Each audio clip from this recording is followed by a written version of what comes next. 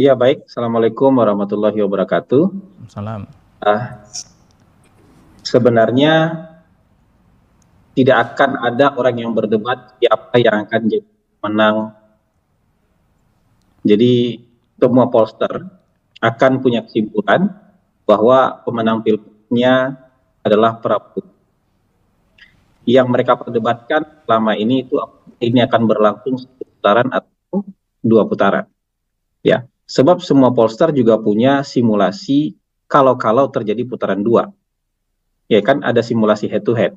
Jadi dalam semua simulasi itu Prabowo Prabowo Gibran juga yang menang kalau seandainya ada putaran dua. Jadi sebenarnya kalau dari pihak Prabowo Gibran tidak ada kekhawatiran sama sekali.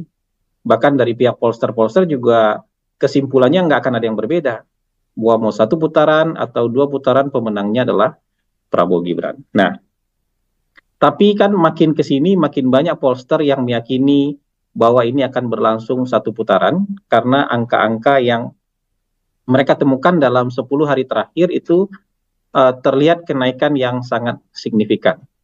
Dulu saya berteori bahwa migrasi pemilihnya Pak Jokowi, ya pendukungnya Pak Jokowi yang bermigrasi dari 03 ke 02 itu mungkin akan berhenti di bulan Januari. Tapi ternyata kalau kayak gempa ini ada gempa susulan kayaknya.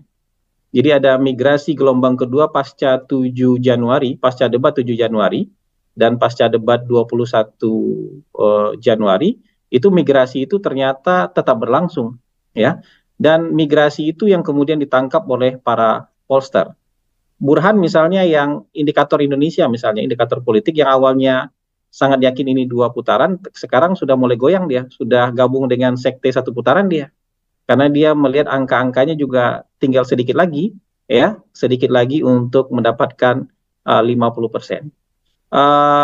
Adinda Aji Alfarabi sekarang sudah menemukan angka itu, walaupun sebenarnya dalam konteks apa ya survei dia juga harus fair bilang tadi kan, dia bilang kalau angka minimalnya segini, angka maksimalnya segini, jadi dia bilang ini range-nya yang terendahnya mungkin di angka 48%, tapi yang tertingginya bisa sampai 53%.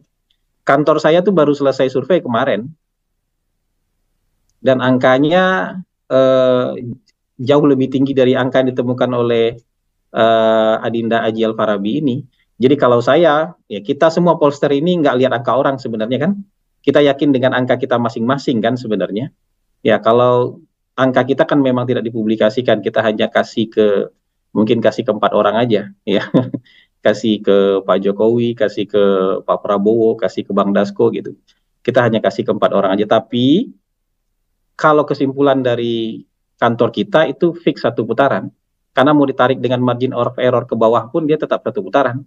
Apalagi kalau ditarik ke atas itu jauh lebih luar biasa. Jadi menurut saya ternyata gelombang orang yang berpindah ini ternyata masih terus terjadi sampai hari ini dan ternyata belum berhenti. Kenapa seperti itu? Karena memang mereka lama-lama nggak tahan nih bergabung dengan pemuja negara api ini. Jadi marah-marah aja isinya terus dan itu membuat masyarakat kita yang nature-nya, yang secara natural itu adalah bukan orang-orang pemarah, bukan orang-orang yang setiap hari harus membenci, cari kesalahan orang, kemudian memaki-maki, marah-marah. Lama-lama nggak tahan juga berada dalam kelompok, dalam peer group, dalam sebuah komunitas yang isinya marah-marah terus gitu. Apalagi kemudian makin ke sini kata-kata yang disampaikan sudah tidak mencerminkan lagi kata-kata peradaban orang timur gitu. Jadi seperti dalam dua kampanye terbuka kemarin itu menurut saya nambah-nambah lagi tuh migrasinya. Ada yang bilang Pak Jokowi dengan sebutan binatang dalam kampanye terbuka, yang orangnya itu mengaku budayawan misalnya. Menurut saya mau sedikit mau banyak itu akan membuat gempa susulan lagi tuh. Ada migrasi lagi tuh, ya. Ada misalnya yang bilang kalau misalnya Ganjar Mahfud menang maka terserah kita Jokowi mau diapain. Menurut saya para pendukung Pak Jokowi awalnya yang kemudian masih stay mendukung Ganjar karena mungkin pilihan ideologi, karena mungkin pilihan partai, ya menurut saya akan bermigrasi lagi. Temuan yang paling sebenarnya yang paling apa ya, yang paling unik dari survei itu, nggak tahu nanti Aji juga mungkin bisa bisa temukan hal yang sama. Suara Ganjar itu di bawah suara PDIP gitu. Jadi itu bukti bahwa gelombang migrasi ini masih terus terjadi gitu. Jadi kalau kemarin itu saya berteori suaranya akan sama aja, ternyata enggak nih, salah juga teorinya nih. Ternyata suaranya bisa dibuat suara partai nih. Gitu. Kalau suaranya dibuat suara partai artinya ada orang yang bertahan tetap memilih partai yang sama tapi capresnya dia pilih yang berbeda. Dan menurut saya ini bukan khilaf 1-2 orang. Karena akan ada jutaan yang melakukan hal yang seperti ini. Jadi partainya mungkin akan tetap besar, tapi suara capresnya akan ada di bawah suara partainya. Jadi ini yang terjadi sekarang. Jadi kalau menurut saya, kalau dari pihak TKN Prabowo Gibran hari ini ya sangat optimistik lah, ya. Dengan pakai angkanya dari lingkaran aja kita sudah optimistik gitu. Apalagi nanti kita juga akan disuguhkan angka-angka dari pollster lain yang menurut saya juga akan punya hasil yang mirip, akan punya kesimpulan yang sama. Gitu. Karena kalau kita betul-betul menjalani ini dengan profesional, dengan kaidah-kaidah metodologi dan teknis yang benar, tidak hanya sekedar metodologi, tapi teknisnya, pengorganisasiannya juga benar, kita akan menemukan angka-angka yang kira-kira hampir sama lah. Dan kira-kira juga kesimpulannya tidak akan berbeda. Mungkin. Kemudian ada sekarang juga muncul wacana itu salam 4 jari misalkan. Jadi ada yang pengen menggabungkan 01 dan 03, nanti jadi salam 4 jari ingin mengalahkan Prabowo ketika Pilpres masuk 2 putaran. Karena ini 2 pasangan lain ini sangat pengen masuk ke putaran 2. Kalau misalnya salam 4 jari ya nggak apa-apa. Maksud saya kalau mau dari sekarang aja. Ya harusnya kalau misalnya mau kelihatan agak-agak imbang-imbang dikit ya, harusnya salam 4 jarinya dari sekarang aja. Mereka saja misalnya yang nomor 1 yang mendukung nomor 3 atau sebaliknya yang nomor 3 mendukung nomor 1 misalnya. Itu karena kalau misalnya baru karena nanti ya kemungkinan besar nggak kejadian salam 4 jari itu. Karena kan salam 4 jari itu hanya akan kejadian kalau ada yang kedua kan. Sementara makin ke sini peluang untuk putaran kedua itu makin mendekati 0. Ya secara statistik dia makin mendekati 0. Kita nggak betul-betul bisa bilang 0 ya. Secara statistik dia peluangnya mendekati 0. Karena angka-angka ini kan menurut saya sudah solid lah ya. Angka untuk bisa di atas 50% ini menurut saya sudah angka yang solid. Apalagi bukan temuan yang ada dari kantor saya. Jadi itu. Jadi kalau dari kita sih nggak ada kekhawatiran soal salam 4 jari. Bahkan kalau misalnya mau timbang-imbangan ya sekarang aja transparannya. Walaupun kita juga punya keyakinan bahwa masyarakat ini kan punya akal pikiran sendiri, punya pilihan-pilihan sendiri yang nggak bisa ditransfer rekening bank itu. Kalau kita punya rekening bank 1 juta, kemudian kita transfer full 100 juta, malah mungkin yang bisa kita transfer cuma sebagian kecil. Karena sebagian besar akan punya pilihan sendiri. Karena bagaimanapun kan mereka tidak bisa menghindar selama ini dalam jangka waktu yang cukup panjang, 2 kelompok ini berada di tempat yang berseberangan dan saling bermusuhan. Kalau elit-elitnya bisa saja saling bersalaman, lalu duduk makan-makan karena mungkin pertemuan kepentingan mudah saja bagi mereka untuk duduk bersama. Tapi di masyarakat jarak sosial ini tidak dengan serta-merta langsung bisa dijembatani. Ya, yang bukti paling nyata itu adalah ketika Pak Prabowo bergabung dalam pemerintahan Pak Jokowi. Ada yang bisa menerima itu, tapi sebagian juga nggak bisa menerima itu. Ya, karena jembatannya buat mereka udah putus nih, udah habis jembatannya. Kalau bergabung buat kita nggak bisa, kita nggak bisa menyeberang ke kelompok yang pemerintahan. Akhirnya mereka mencari inang baru yang mereka temukan itulah ya Anies Baswedan gitu. Ini kan akan seperti itu. Jadi antara Mas Ganjar dan pendukung Mas Anies tidak segampang itu juga saling transfer. Jadi salam 4 jari sebagai sebuah usaha harus kita hargai lah. Bagaimanapun kan orang kalau mau main game itu ya berusaha menambah nyawa kan, bisa mainnya lebih panjang kan. Kalau mau mainnya lebih panjang ya 2 putaran. Sekarang kan mereka belum berpikir sama sekali untuk menang nih. Karena masih jadi juara 2 ini pikirannya. Jadi jauh di belakang kita. Sementara kalau dari TKN sekarang kan tidak berpikir menang lagi, tapi kita berpikir menang 1 putaran. Jadi kompetisi kita memang tamat, tapi mimpi kita udah beda nih. Mimpi kita udah beda. Kalau kita hanya sekedar menang, mimpinya menang 1 putaran. Kalau mereka kan mimpi menang mereka, tapi mimpi bagaimana bisa jadi juara 2 agar bisa masuk kedua. Jadi itu kira-kira bedanya. Assalamualaikum warahmatullahi wabarakatuh. Saya muter di ujung barat, ujung paling timur Pulau Sumbawa yang berbatasan dengan Pulau Komodo, di masyarakat Wera, Lambu, itu daerah-daerah keras lah ya. Dari dulu memang mereka ini militan Prabowo sebenarnya, cuman sekarang ini agak masuk angin ya. Kemudian juga kemarin seharian saya mutar di desa-desa di kaki Gunung Tambora, dari desa yang bernama Kala, Sai, Pekat, Piong, dan macam-macam desa di situ saya datengin. Kemudian ke Dompu, lalu sekarang nih lagi muter di tempat saya lahir nih di Sumbawa. Nah, saya udah membaca semua survei, dan terima kasih tadi atas paparan yang semakin menguatkan dari Bang Hasan dan Mas Aji. Yang Mas Aji kemarin baru rilis angka 50,7 itu, dan 80% rakyat menghendaki sekali putaran. Tapi memang kami ingin menyampaikan mazhab ya, atau kalau tadi Mas Hasan bilang apa tadi istilah Mas Hasan itu, aliran apa? Sekte tadi. Sekte ya. Ini menarik. Ini katakanlah ini semacam sekte juga, satu pandangan dari awal gitu, bahwa game changernya adalah bersatunya Pak Prabowo dan Pak Jokowi, yang akhirnya juga bisa membuat saya dengan orang kayak Mas Hasan ini bersatu, meskipun akibatnya adalah soal-soal lama tentang pernyataan kita terhadap kandidat kita masing-masing pada waktu itu, karena cuma dua, pandangan saya tentang Pak Jokowi dan pandangan Mas Hasan tentang Pak Prabowo, diputar-putar seolah sesuatu yang inkonsisten. Tetapi jangan dilupakan bahwa game changernya adalah memang itu ya. Alhamdulillah kita punya pemimpin-pemimpin yang bisa mengantarkan terjadinya rekonsiliasi antara Pak Prabowo dan Pak Jokowi gitu. Jadi ini menurut saya ini yang sulit dibantah, dan ini yang ingin dirusak gitu. Kami ini kebetulan kita punya ketua umum adalah seorang ustadz ya, seorang ulama ya, seorang cendekiawan yang betul-betul berpikir dengan metodologi Islam ya.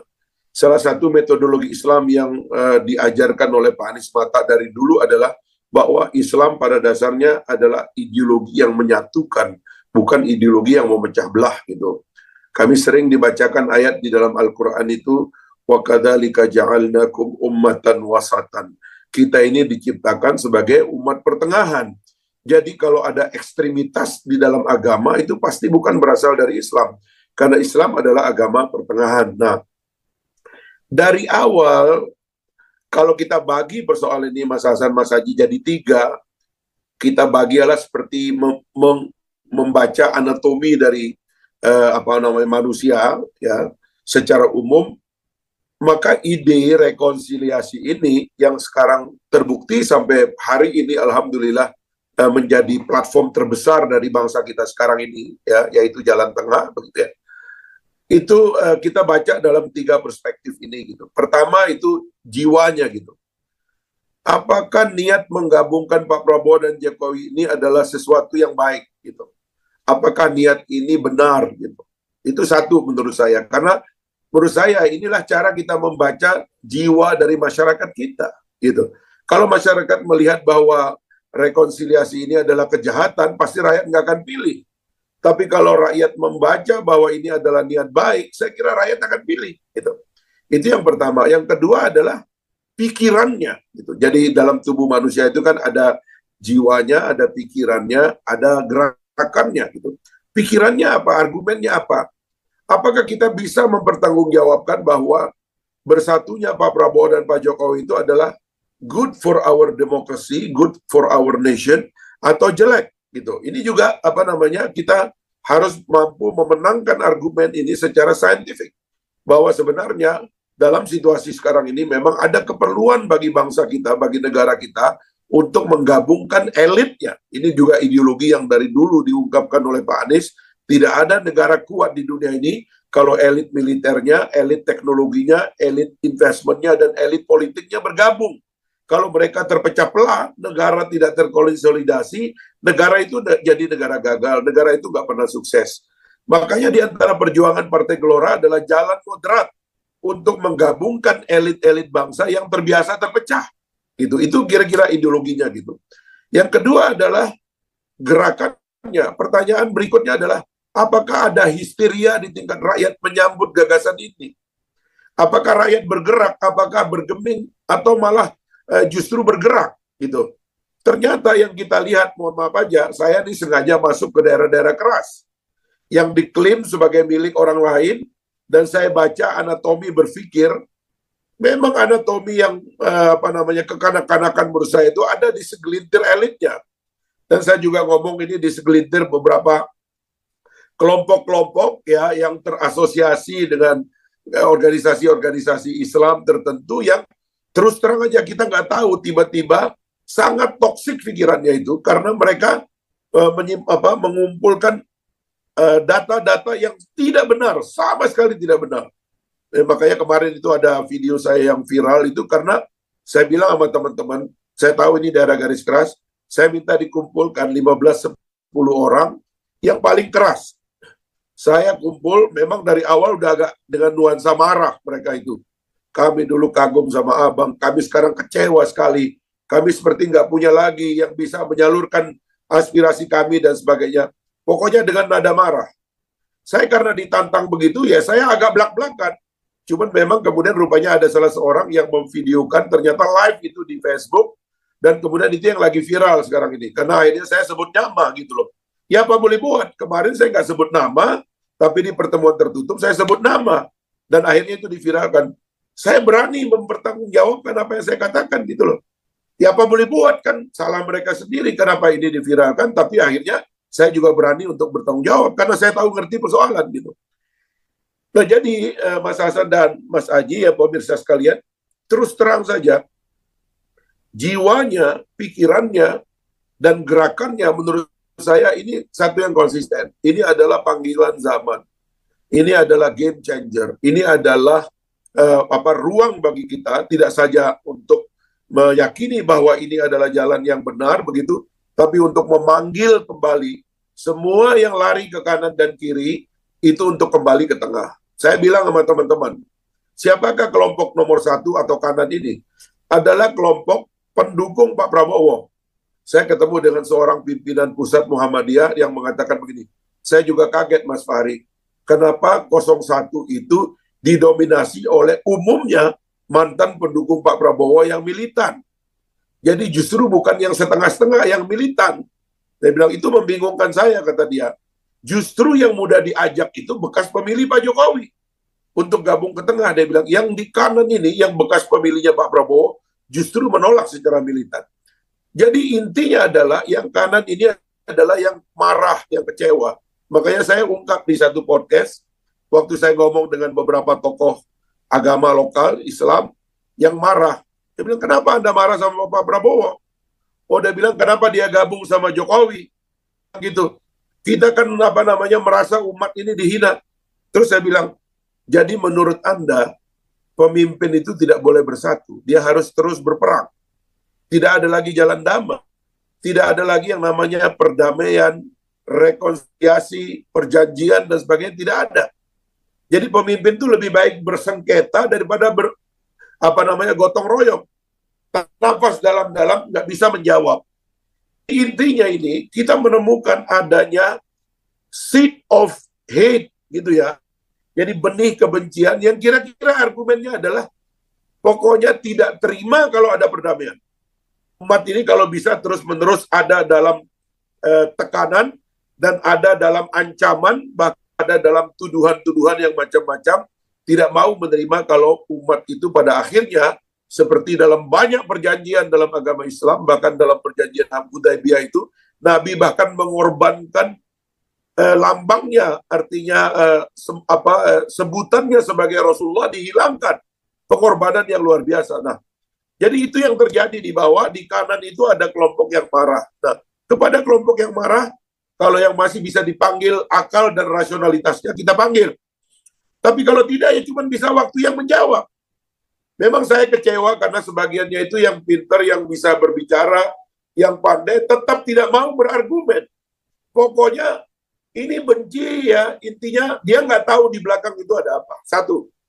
Yang kedua, kelompok yang sebelah kiri, intinya adalah mereka itu sebenarnya pendukung Pak Jokowi yang juga marah karena Pak Jokowi menerima Pak Prabowo, tapi lebih marah lagi karena mereka melihat Pak Jokowi tidak mendukung Pak Ganjar, yang mereka duga anggap dari awal bahwa Pak Ganjar akan didukung oleh Pak Jokowi. Loh, tugas Pak Jokowi untuk menjaga kabinet kan harus dijaga.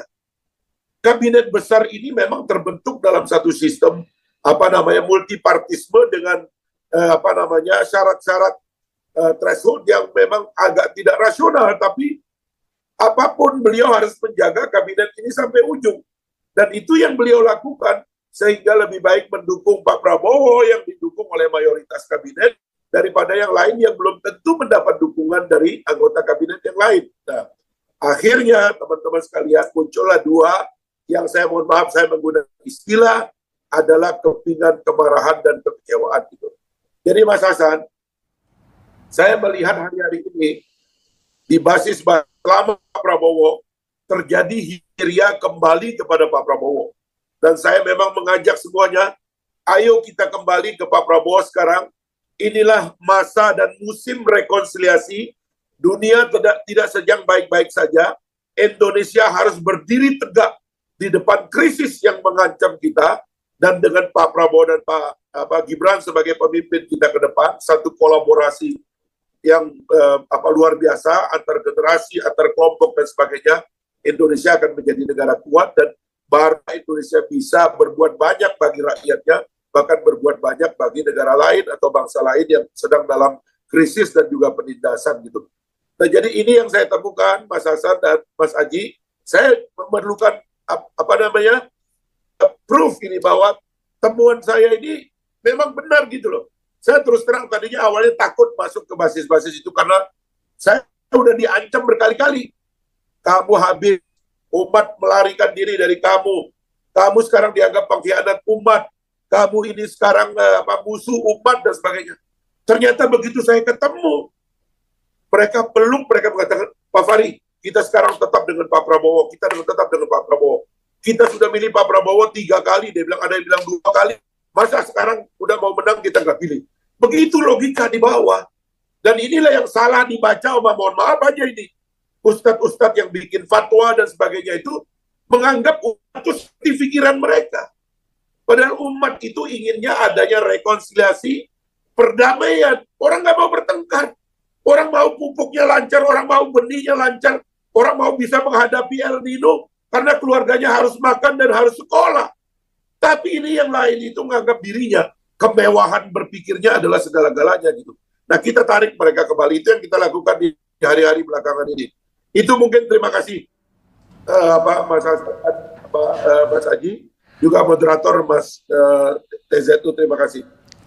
Saya setuju dengan Bang Fahri yang bilang tadi bahwa sebenarnya ketika ada rekonsiliasi itu pasti ada orang-orang yang tidak suka.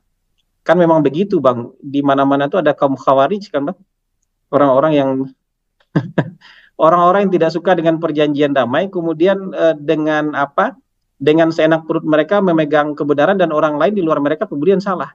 Dan orang-orang cenderung ini, orang-orang seperti ini memang cenderung sangat keras hatinya. Dan dari hati yang keras ini pun sebenarnya potensi-potensi kekerasan itu juga muncul. Kantor saya itu punya riset tahun 2019. Jadi ada pendukung Pak Prabowo yang tidak mempersoalkan misalnya Pak Prabowo bergabung dengan Pak Jokowi. Tapi ada sebagian pendukung Pak Prabowo itu bahkan kalau misalnya begini, dia pendukung Pak Prabowo tapi seandainya Prabowo berpasangan dengan Jokowi, dia tidak mau pilih Prabowo. Jadi dia bukan pendukung Pak Prabowo sebenarnya, tapi dia pembenci Pak Jokowi. Di kalangan pendukung Pak Jokowi juga ada yang begitu. Jumlah mereka kira-kira hampir sama juga lah. Jadi mereka sebagian ada yang tidak mempermasalahkan kalau misalnya Pak Jokowi bergabung dengan Pak Prabowo.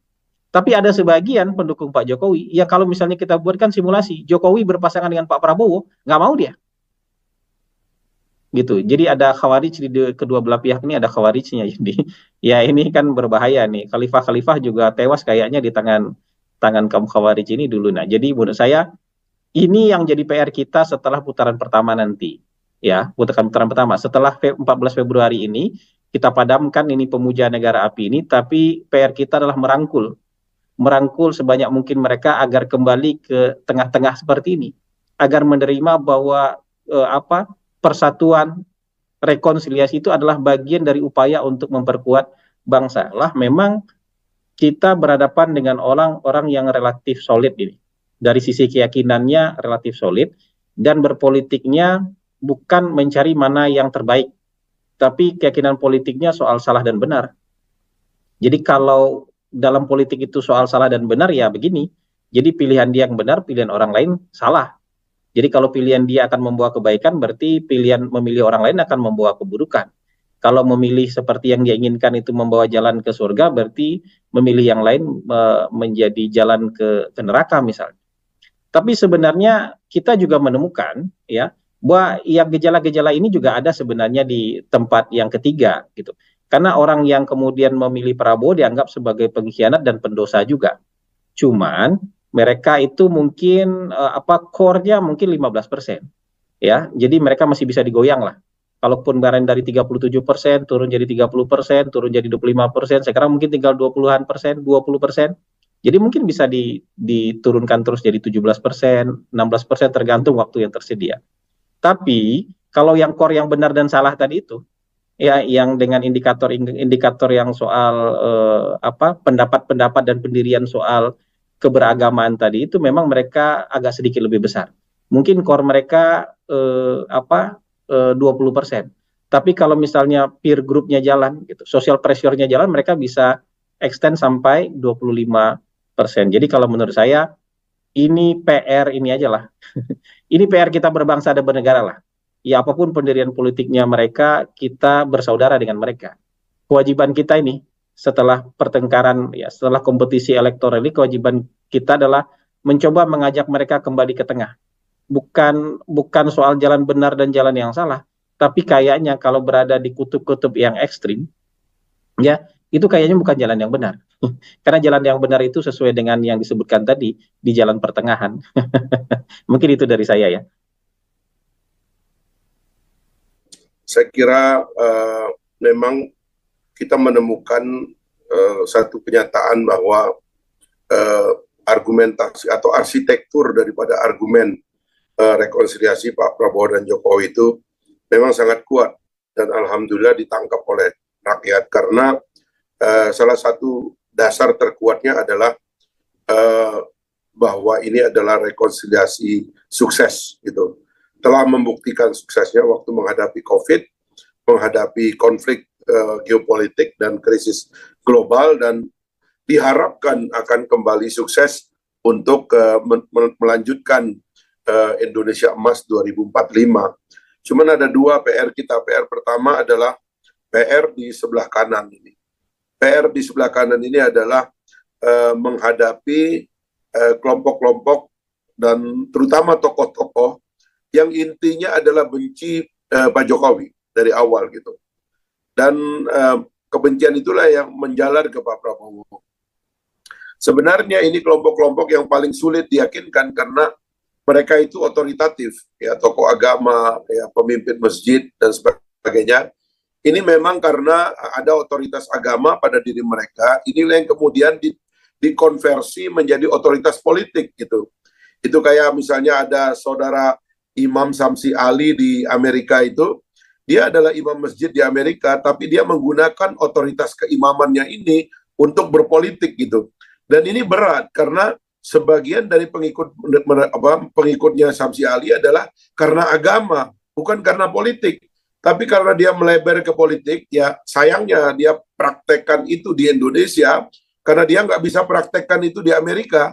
Harusnya kalau dia punya kapasitas seperti itu, sebenarnya lebih baik dia seperti orang-orang Islam yang ada di Amerika yang sekarang bisa menjadi anggota Kongres.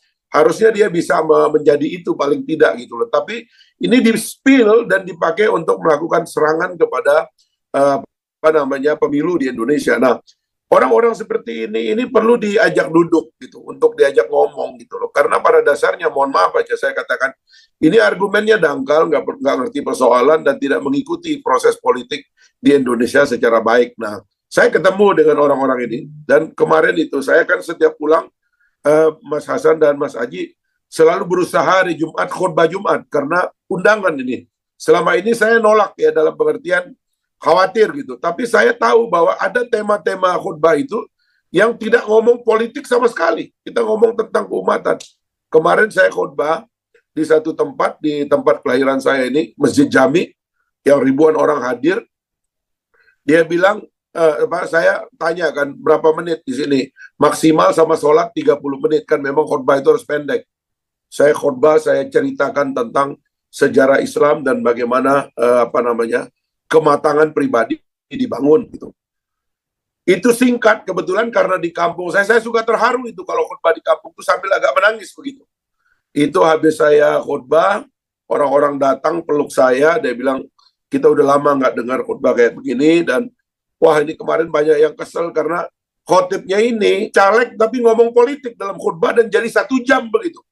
Nah kayak gini-gini ini sebenarnya efektif itu untuk mengkonversi kesalahpahaman di kalangan umat itu, dan saya yakin itu bisa kita teruskan di banyak tempat, bahwa ini problem kita terhadap leadership itu adalah terkait strategi kebangsaan dan keumatan melebur di dalam strategi besar itu. Kira-kira begitu yang harus disampaikan kepada kelompok kanan yang otoritatif ini tadi gitu. Tapi kalau di bawah nggak ada masalah, itu gampang sekali gitu. Nah yang kedua saya kira di kelompok yang sebelah kiri ini 03, memang makin radikal sih. Saya kaget juga tuh, sampai terakhir Pak Guntur bilang soal Pak Jokowi itu, saya nggak nyangka ya kemarahannya sebesar itu gitu. Mereka nggak pernah menganggap Pak Jokowi itu punya jasa kepada mereka, kepada agenda kelompok-kelompok ini, seolah-olah hanya Pak Jokowi yang berhutang budi kepada mereka, sehingga orang kayak Butet aja yang sebelumnya kayak begitu menjadi, ya mohon maaf ini agak kurang ajar gitu ya. Tapi ya itulah tadi agenda kita, dan kita yakin bahwa ini semua akan mengantarkan orang ke tengah, dan dalam waktu lebih kurang 2 minggu ini ya, mudah-mudahan ini kita betul-betul bisa akhiri kalau menurut saya ya, karena ini sudah merupakan kepentingan nasional dan strategi nasional. Bukan sekedar politik sekarang kita bicara sekali putaran itu, karena kita nggak mau ada gangguan setelah tanggal 14 Februari nanti gitu. Itulah kami di Partai Gelora mengkampanyekan secara kuat ini gagasan sekali putaran salam aklamasi ini, supaya kita betul-betul 14 Februari 2024 itu sudahlah, nggak ada pemilu lagi, nggak ada gangguan lagi, dan kita segera menyusun tangga-tangga kemajuan Indonesia ke depan gitu. Saya kira itu. Terima kasih sekali lagi kepada Mas Hasan dan Mas Haji dan semua pemirsa. Mudah-mudahan kita bisa melalui sisa-sisa akhir dari masa kampanye dan Minggu Tenang ini betul-betul produktif bagi desain dan rancangan agenda nasional kita ke depan. Terima kasih sekali lagi.